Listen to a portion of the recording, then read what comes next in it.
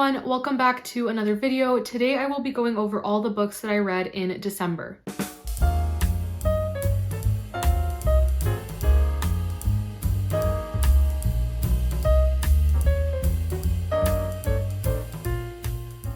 In terms of quality, December was okay. It wasn't the absolute best month that I've had, but I'm completely okay with that because I did find some great gems throughout the month and I read some really great 5-star reads, and I'm definitely excited to talk about those. I'll first talk about the books that I DNF'd, and then I'll go over to the CLOAK and DAGGER Christmas reads, and then I'll finish off with all of the other Christmas books that I read throughout December. So my first DNF is Santa Claus Murder, and I only DNF'd this because my loan expired at the library and I had to return it and I couldn't finish it. So I will eventually read this, maybe next Christmas, but I was enjoying what I was reading so far. I just didn't get a chance to actually finish it. And then the second DNF is Christmas Days, 12 Stories and 12 Feasts for 12 Days.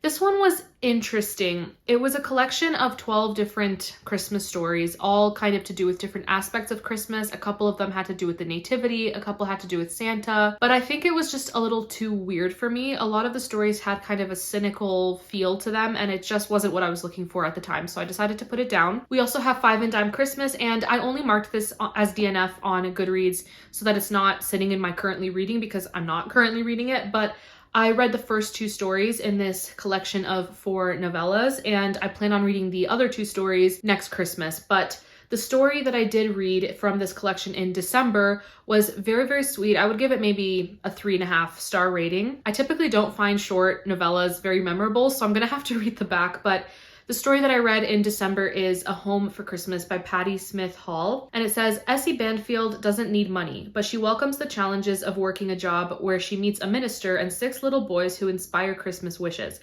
But will Pastor Max Warner trust that she is more than just a socialite with charitable intentions? So it's set in Pennsylvania in the 1880s around the Christmas season, and it's about this young lady who falls head over heels in love with a minister, and it's just a sweet and short, fun Christmas novella, but I'll try to read the next 2 next Christmas. I have one more DNF, and I DNF'd it because I was kind of hitting a slump. December was busy and I filmed a lot and I was just kind of burnt out. And so I DNF'd A Peculiar Combination by Ashley Weaver.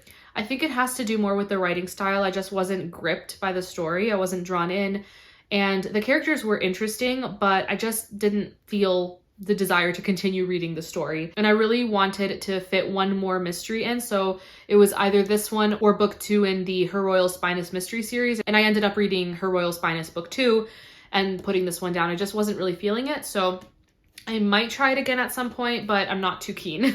Alright, so moving on to my CLOAK and DAGGER Christmas reads. For the ones that I already talked about in my mid-month wrap-up, I'm not going to spend a lot of time on. And there are also a few books in my wrap-up that I featured in my Christmas reading vlog, and I spent more time talking about them in that vlog, so I'm not going to ramble about those books as well. But the first prompt for CLOAK and DAGGER Christmas was to read a book with an alliterative title, and for that I read Mistletoe and Murder by Carola Dunn. This one I ended up giving 3.5 stars, and I did talk about it in my Christmas reading vlog, and I had such a fun time with it. And this one is set in this manor in Cornwall in the 1920s, and we have our main character Daisy Dalrymple, who is invited there for Christmas with her husband and daughter, and a body turns up and the mystery ensues from there. This was really fun. It was a little melodramatic at times. It's a closed circle mystery, and it just had a lot of elements that I enjoy. I did say in my reading vlog that I felt that considering I hadn't read any other books in this series, it gave enough information about the characters that I didn't feel lost. But at the same time, I do think that I struggled to really connect to the characters because I hadn't read any of the previous books. This is book 11 in the series, and you can jump straight into the series at any point from what I've heard, and this one was okay to jump into for sure. I didn't feel like I have no idea what's going on. I have no idea who these characters are. I got enough backstory, but I do think that I would have connected more to the characters had I started earlier on, before the main character got married, because I feel like there's a whole story with her getting married to someone who's definitely middle class and she is upper class. She also has an adopted daughter, and so I would have loved to know kind of how that came about. But this was very fun, and like I said, it is an isolated closed circle mystery, so you're always like questioning who the perpetrator could be. and the setting was great. It was very, very wintry and festive and fun. Lots of great dialogue and great character interactions. And the main conflict arises from family drama, and then the murder happens and there's a lot going on. But it was a really great read and I'm really glad that I read it. The second prompt was Two Turtle Doves, a buddy read. And for that, I buddy read Murder at Archley Manor by Sarah Rosette. And I buddy read this with Amy from Amy of Hearthridge, and we both had similar feelings. I personally gave it 3 stars. I'm not sure what she rated it, but we both felt that it was fun. It was okay. It was a palate cleanser type of story, but I definitely felt something was missing. It was a little on the dry side in terms of the writing, and I didn't feel the characters were very well drawn out. This one is another 1920s murder mystery, and our main character, Olive, is really down on her luck. She is kind of suffering financially, even though she is from the upper class, and she's tasked with looking into the background of her cousin's fiance because he seems a little bit suspicious, and I'm not going to say much else, but a murder happens. It's a murder mystery, so it's fun. It is a palate cleanser. I just wasn't a fan of the writing and the characterization as much, but it was okay. The next prompt was 3 French Hens read a translated work or a book set in a different country, and many of these books were set outside of Canada, so basically every book except for one works for this prompt. But I did end up reading 2 translated mysteries. The first one was Decagon House Mysteries, and I did talk about this in my mid-month wrap-up, so I'm not gonna blabber about it, but it definitely felt like an ode to Agatha Christie, but it was similar in many ways too, and then there were none. And because of that, I felt it was a little unoriginal. Like, I just couldn't help but compare it to And Then There Were None, and it just wasn't as amazing. As a mystery, it was fun, and I had a really, really great time reading it. I actually found it to be very, propulsive, and it wasn't very long, so I kept wanting to read more to figure out what was happening. The characters were interesting, but I think just the writing itself kind of drew me out of the story. But overall, it was good. I gave it 3.5 stars and I did enjoy it. I forgot to mention that the 2 translated books that I read are both translated from Japanese. And the second one is called Confessions, and I forget the author's name, but the book is on the screen. And this one I also gave 3.5 stars. I will say though that this is a great thriller. It is very different. It's psychological. It's very much outside of the box. It's not your typical domestic thriller where everything feels so predictable. This one was very different. For me personally, I really struggle to give thrillers 5 stars. It's rare that I find one that just grips me from start to finish. And with this one, it could have been 4 stars, but I think that the stream of consciousness writing style still just doesn't work for me. At first, I was like, okay, this is actually working for me. I'm enjoying this. But after a while, I just kept feeling like I was being pulled out of the story, like I just wasn't engrossed by what was happening anymore, and it's probably because of the writing style. It's a me problem. It has nothing to do with this book's quality. It is a really great thriller. So at the beginning of this book, we have a teacher who is talking to her students, and they're all middle schoolers, and she's basically sharing a story of how her daughter was killed. And we soon learn that the guilty people are within this classroom. And so from there, we get multiple perspectives of different students and how the events unfolded leading to this teacher's daughter's death. And it was very difficult to read at times. This deals a lot with mental health and just some of the most disturbing things that I've read, especially revolving around kids. I think I was expecting this book to be a lot more thrilling, if that makes sense. Like, I was expecting it to be a lot more fast-paced and just intense, but while it was intense, it is definitely slower, and we're getting the same event described, but by different characters from their perspective. And that's another thing that I feel kind of took me out of the story. But overall, it was a really good thriller, and I definitely want to read more like this. Like I said, it's heavily psychological. It just makes you think, and it makes you feel both sympathy and anger towards awful human beings. But I did think it was a great thriller. So if you have any recommendations for similar stories, let me know. The 4th prompt was to go for a walk or read in nature, and in my Christmas reading vlog, I shoveled. It was really, really cold, and it's just, the weather has been really weird, but I did go for a walk, so I just didn't get it on camera. So that prompt is checked off. And then prompt 5 is 5 gold rings, read a book with foil on the cover. And for that, I read Still Life by Louise Penny, and her name has foiling. This one I also talked about in my mid-month wrap-up, so I'm not going to discuss it in detail. I really enjoyed this one. I gave it 4 stars. It's set in Quebec, which I've never read a book set in Quebec. I don't think I have. And the main detective, Armand Gamache, is a new favorite character. I loved him so much and cannot wait to read book 2. And if you'd like to hear more in-depth thoughts, you can check out my mid-month wrap-up. Prompt number 6 is 6 geese a-laying, have a cozy time eating Christmas treats, and watch a cozy mystery. And I did do this. I ended up watching the first 2 episodes in the new Three Pines show, and Still Life, Inspector Gamache, that's the series that the show is based off of, and I really enjoyed the first 2 episodes. And then 7 swans a-swimming, have a soak in the bath, go for a swim, or walk in the rain. I did have a soak in the bath and I walked in the snow, so that counts.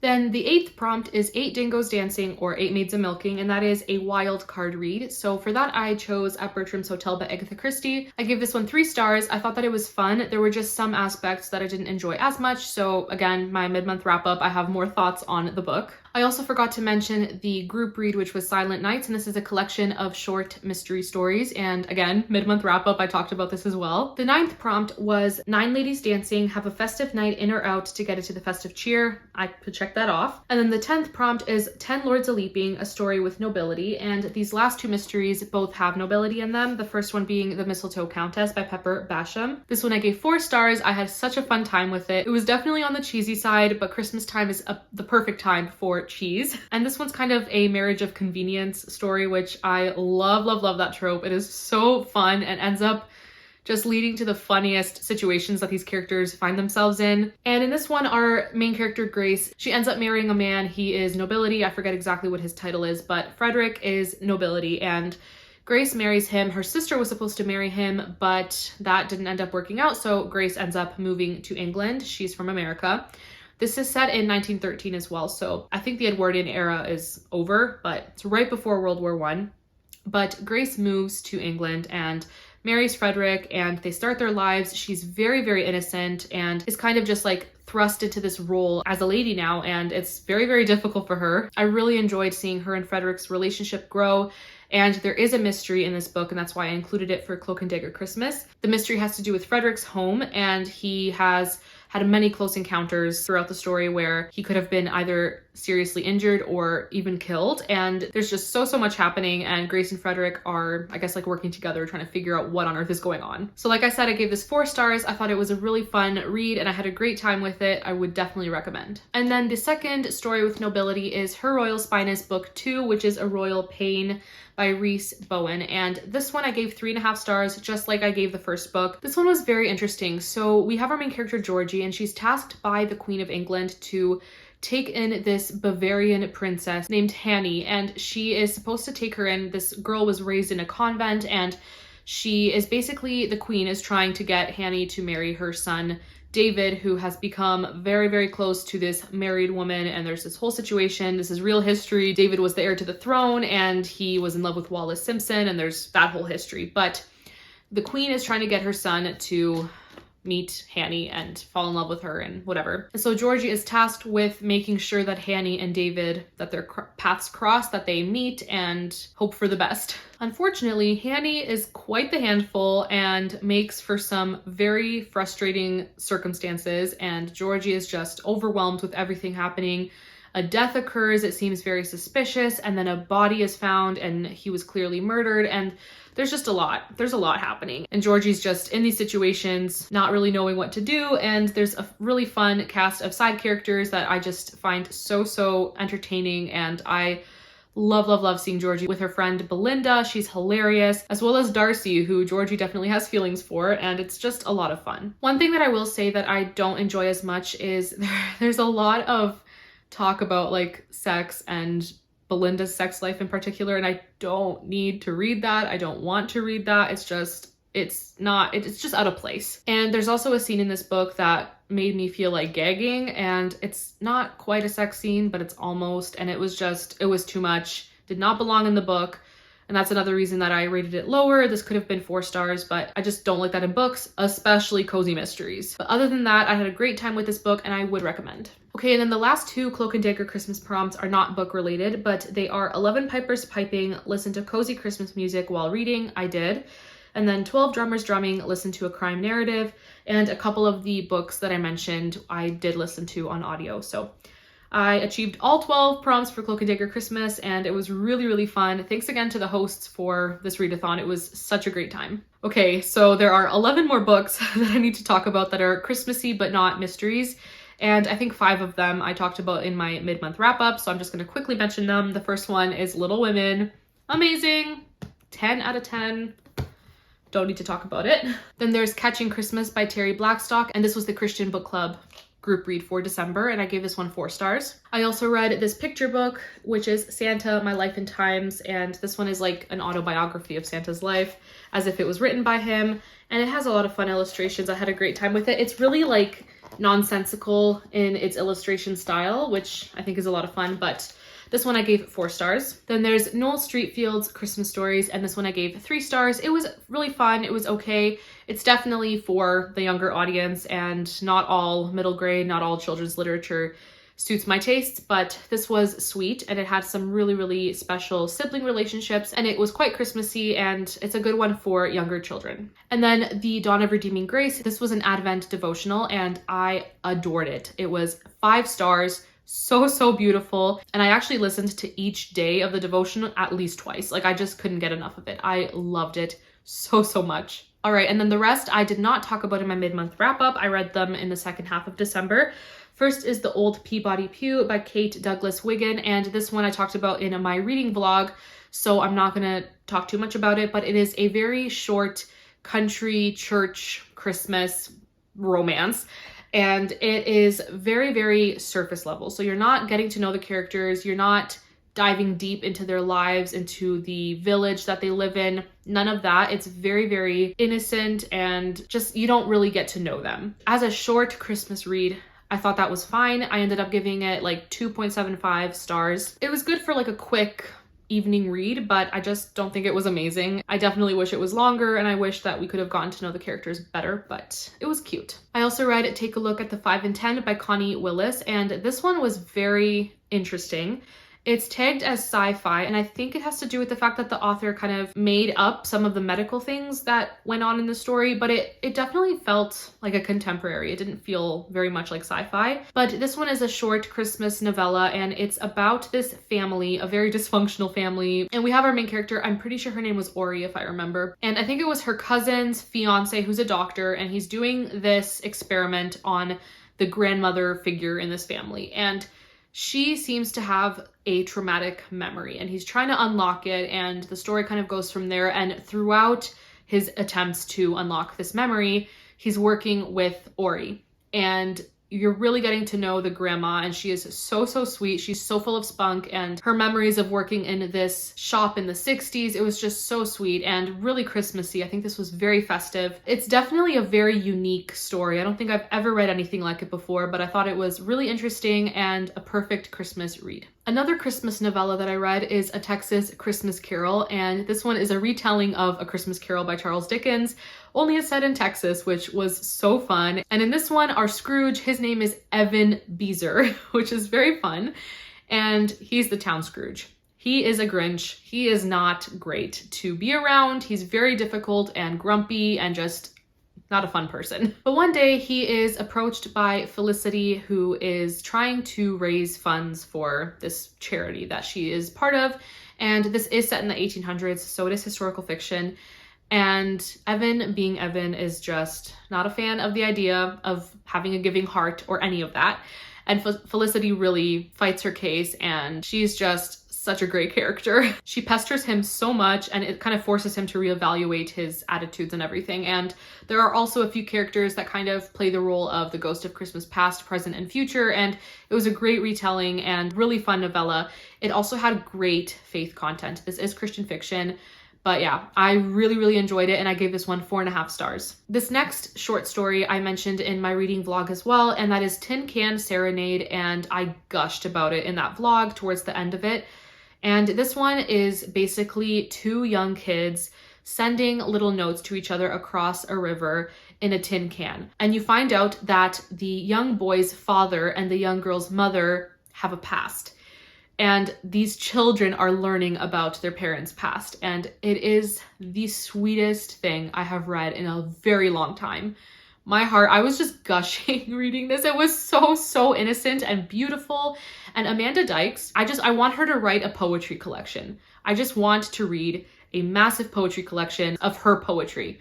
She has the most beautiful writing. I'm just obsessed. It's 32 pages and it just captured my heart. This was a big 5 stars. These last 2 books were also both 5 stars, and we first have The Last Christmas in Paris by Hazel Gaynor and Heather Webb. Please check out the reading vlog if you want to hear my thoughts on this, because I couldn't get enough. I couldn't get enough.